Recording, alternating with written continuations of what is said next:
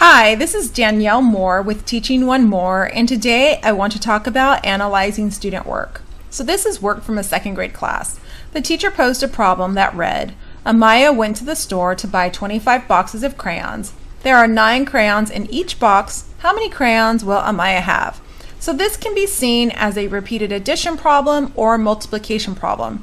Not the type of problem that is typically posed in a second grade classroom.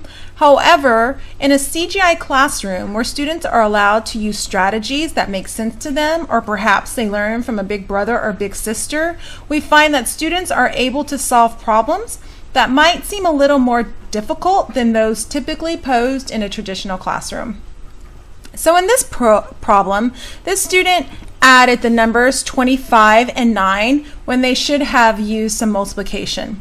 And so there's different questions running through my mind when I look at this student's work. Why did they choose to add? This is not uncommon at all. Typically, when a student doesn't know what to do, they'll just throw 2 numbers together and add. I call those instant adders. It could be a comprehension problem where the student didn't understand what the question was asking. So we might have to tap into or develop that student's comprehension strategies. Or if the student is an English language learner, it could be that they don't understand the language. I don't know enough here to understand why the student chose to solve in this way, but since I know that we are going to be working on this type of problem throughout the week, I know that this student is going to get multiple opportunities to make sense of problems and learn from his or her peers. In addition, I'll be able to ask more questions and learn a little bit more about this student's thinking. In the same classroom on the same day, another student also chose the numbers 25 and 9, except this time they made out 25 boxes and they put 9 sticks to represent the crayons into each box. So this student understands the problem, that is clear. The strategy that they used is something that's called direct modeling, where they have to represent every value. They have to show every box, all the 25 boxes, and they have to show all of the 9 crayons within each box. I really want to praise the students' willingness to persevere and work hard. What tends to happen is when students are counting one by one and representing every value, there's a high chance for miscalculation. But the thinking here, the strategy, the approach is correct, and I want to honor that. And then push on their thinking to use a slightly more sophisticated strategy. But in it, the student explains very clearly what they did. First, I drew 25 boxes, then I drew 9 sticks inside of each boxes, then I counted them. I got 225. My answer is 225.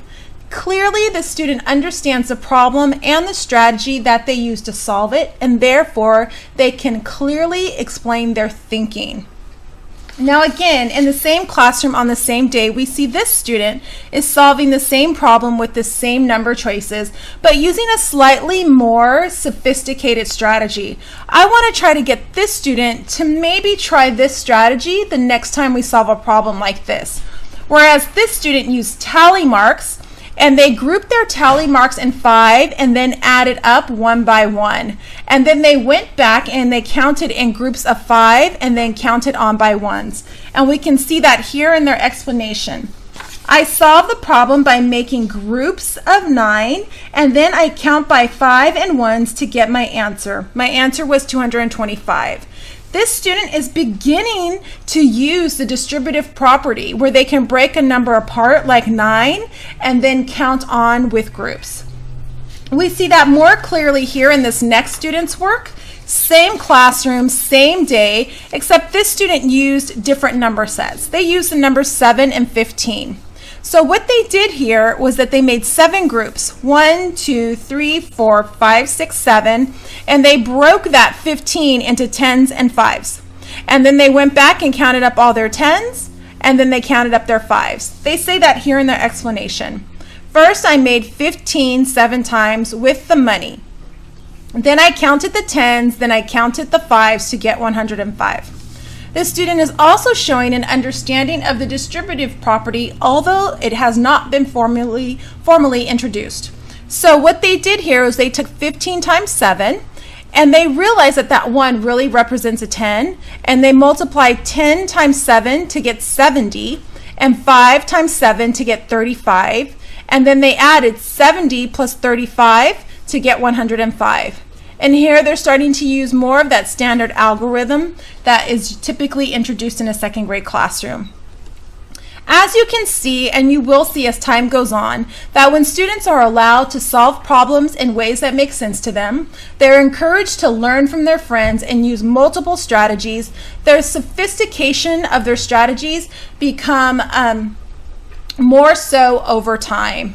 This is Danielle Moore with Teaching One More, and I hope that you log in the future to find more ways of creating confident and competent problem solvers.